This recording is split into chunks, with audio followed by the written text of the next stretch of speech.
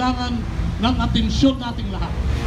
Kaya nga ba, pabaunan ho natin ang ating Pangulo, pabangunan natin ang ating administrasyon ng tulong, tiwala at dasal upang ang sigalot sa Marawi ay matigil at masolusyonan sa mabilis na panahon. Sana lang ho, ito yung mensahe ngayon. Life must go on, economic development must continue to prosper despite the problem in Marawi. And given the problem in Marawi, we must all be banded together as a nation and as a people, so that this problem can rightfully be solved as fast as we can and as good as we should.